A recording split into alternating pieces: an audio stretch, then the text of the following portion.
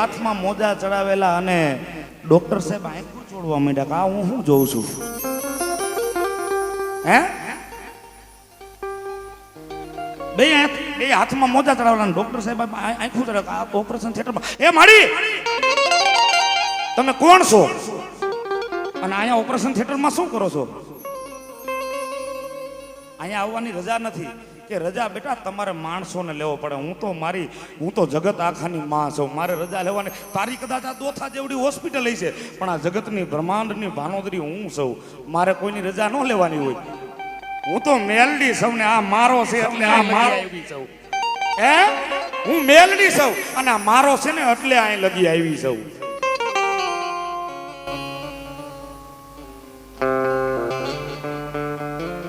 વિજ્ઞાન ગોથું ખાઈ જાય હોય ને. હા, આ ગમે એવું ભણતર હોય તો ગોથું ખાઈ જાય સાહેબ.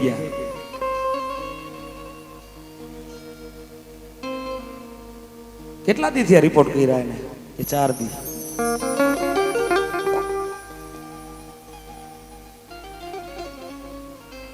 આને લઈ જા, ઓપરેશન કરજે. અને ઓપરેશન કરીને બહાર આવે ને ત્યારે દીકરો પાછો બોલતો થાય. સાહેબ હવે આ આખો મુદ્દો આપણા માથામાંથી તલવાર લટકી રહી છે. હવે શું થશે ને એ મુદ્દો છે સાહેબ. આ મેલડી શું કરે? આ મેલડી શું કરે? એ દીકરાનું ઓપરેશન કર્યું. ઓપરેશન કરી અને સાહેબ એટલો ડિગ્રી વાળો હતો કે કોઈ પણનું ઓપરેશન કરે એટલે એના વોર્ડમાં હોય જાય ને પછી સાહેબ 1 મિનિટ ઊભા ન રહી, હાલતા થઈ જાય, પણ 3 કલાક લગી સાહેબ ઊભા રહ્યા કે આ દીકરાનું શું થાય છે એ મારે જોવું છે. કારણ કે ઓલી ડોહી કહીને ગઈ હતી કે આનું ઓપરેશન કર્યું, હું તને ભગવાન દેખાડીશ. ઓપરેશન કરીને જ્યારે એ દીકરાને લઈ આવે ને વોર્ડમાં ઓપરેશન થિયેટરમાંથી, ત્યારે પાછી ડોહી આવીને ઊભી રહી, ભાઈ ઓપરેશન થઈ ગયું? તો કે હા. આ દીકરો જીવી જાય ત્યારે ડોક્ટરે અભિમાનથી કીધું મેં ઓપરેશન કર્યું, હજી 99% કોઈ દી ફેંક્યું નથી. મેં ઓપરેશન કરેલું હજી 99% કોઈ દી ફેંક્યું નથી. અને આ ઓપરેશન સક્સેસફુલ છે, હું છાતી ઠોકીને કહું છું. અને તેથી 60 વર્ષની ડોહી મેલડીના રૂપમાં કહી દઈ, ડોક્ટર આ કોઈ તારી દવાથી નહોતો જીવતો. હે આ કોઈ તારી દવાથી, આ તો 3 દીથી મરી ગયો. બાકી આના મનમાં એમ છે ને કે હું આ મારા હૃદયમાં મેલડી છે એટલે એના ધબકારા હાલતા હતા. હો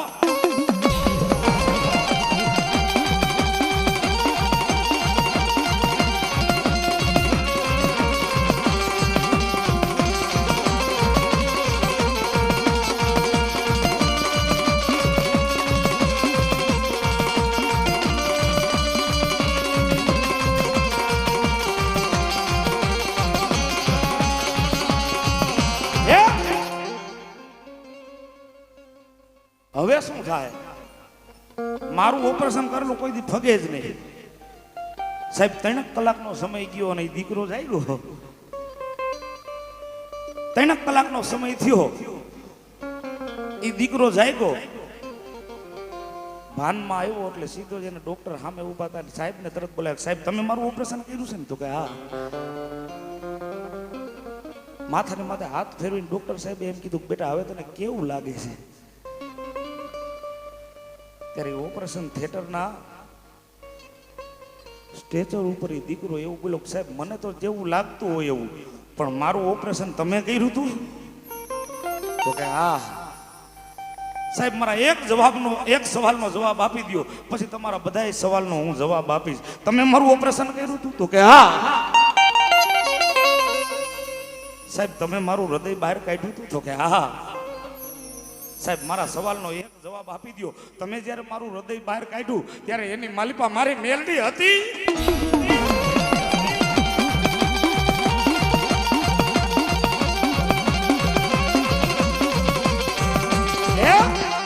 સાહેબ તમે મારું હૃદય જ્યારે બહાર કાઢ્યું ત્યારે હું તો બેભાન હાલતમાં હતો, મારી મેલડી અંદર હતી? અને સાહેબની આંખોના ખૂણા ભીના થઈ ગયા અને સાહેબે એટલું કીધું, હા બેટા તારી મેલડી હતી. હા બેટા તારી મેલડી હતી. એટલા શબ્દ પૂરા થઈ ગયા ને દીકરાની આંખ ઊંચી ગઈ અને દીકરો સ્વર્ગની બાલી પાવી ગયો. એને ખાલી એટલું જ જાણવા હાટું સાહેબી પાછો જીવતો થયો તો મારા હૃદયમાં મેલડી હતી કે નહોતી સાહેબ. આ ઈ મેલડી છે બાબા.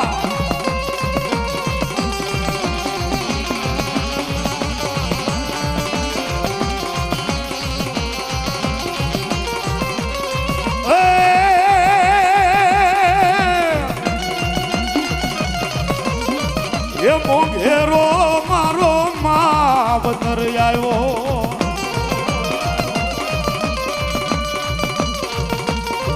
એ મારી મેલડી આવ્યા રે મોઘેરો મારો માવતર આવ્યો.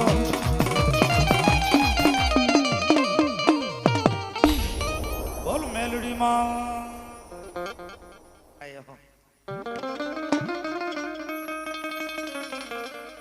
એ ભૂજ્યો ના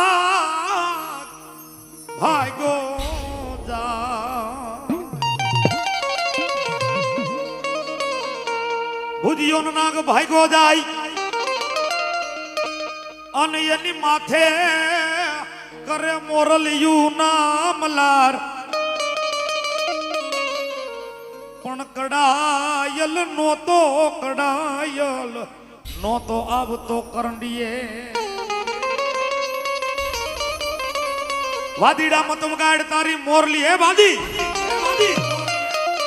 તારી મોરલી વગાડમાં કારણ કે તારી મોરલી માથે રમવા વાળો કોઈ કાળોતરો નાગ નથી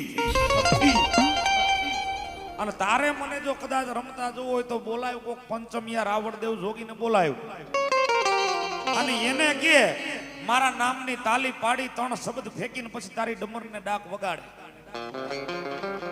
પંચમિયા રાવણદેવ નો દીકરો આવી તાલી પાડી 3 શબ્દ ફેંકીને મારા ખેતલાના નામની ડાક છૂટે. એ વાડીડા જો તારી મોરલીના કટકા નો કરું તો વીર ખેતલો નો કહેવાય.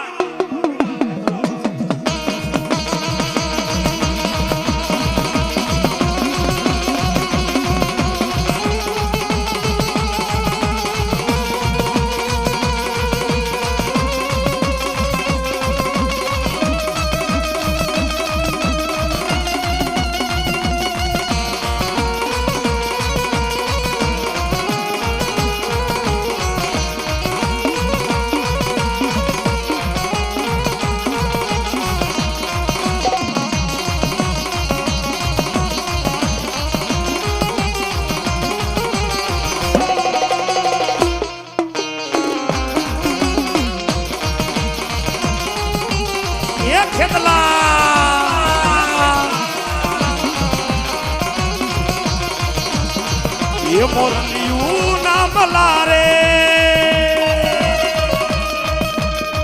એ તો રમતો આવે રે એ તો રમતો આવે રે એ તો રમતો આવે રે.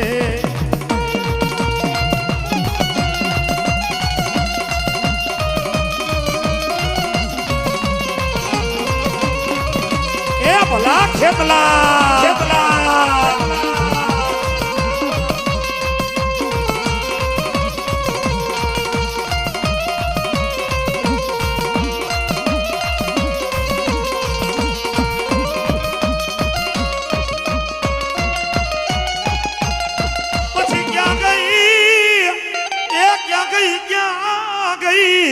મારી આદિયા ગઈ હકત ક્યાં ગઈ મારી ક્યાં ગઈ મારી સખત માતાજી ધાયરા કરે કામ ને તેથી હું લખ્યું છે એ ધાયરા કરું કામ તારા ધાયરા કરું કામ રે એ ધાયરા કરું કામ તારા ધાયરા થયું કામ રે.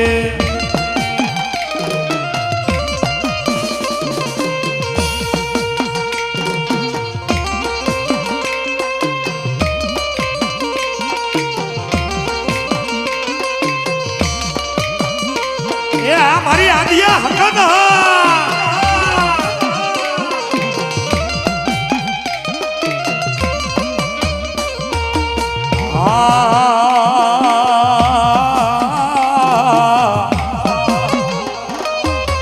એ મને માવતર મળે તો માં, એ મને માવતર મળે તો મારી મેલડી જેવા મળજો.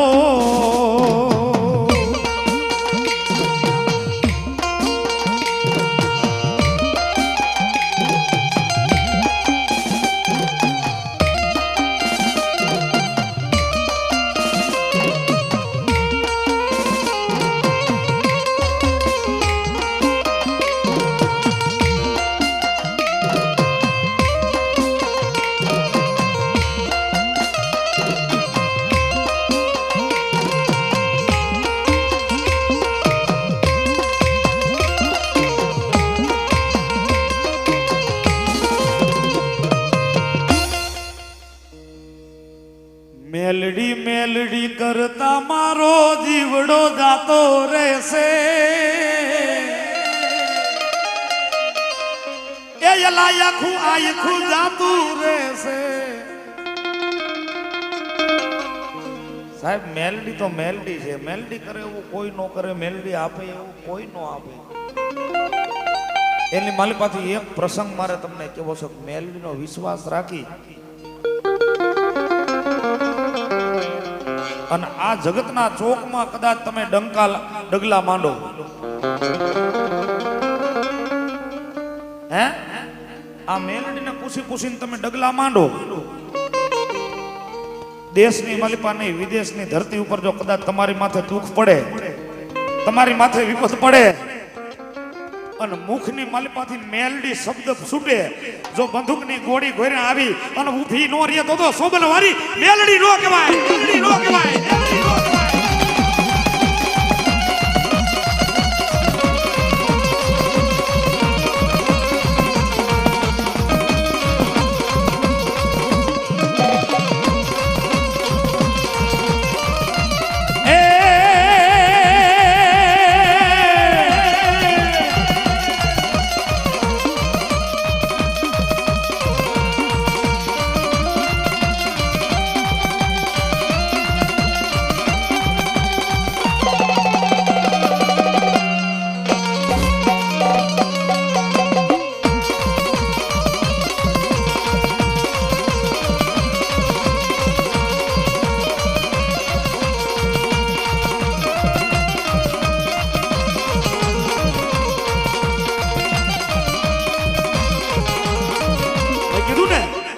બાવન પતાની માલિપા આ હુકમનો એકો છે અને કદાચ આ દુનિયાની માલિપા હજારો હથિયાર રહી છે. સાહેબ દુનિયાની માલિપા હજારો હથિયાર રહી છે, એની માલિપાથી દો ધારી તલવાર આ મેલડી છે.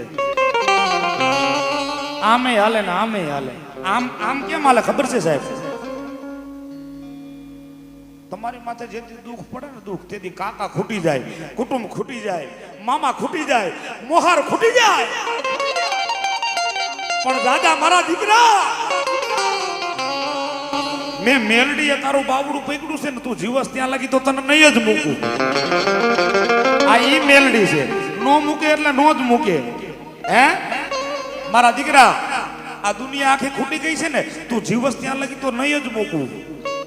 પણ કાલ સવારે તું મરી જા, તારા આંગણાની માલિપા તારી નનામી બંધાય અને તારી નનામીને 4 કાંધિયા લઈને હાલતા થાય. જો એને કાંધ નો દેતી આવું તો સોબલ વારી મેલડી નો કહેવાય, મેલડી નો કહેવાય.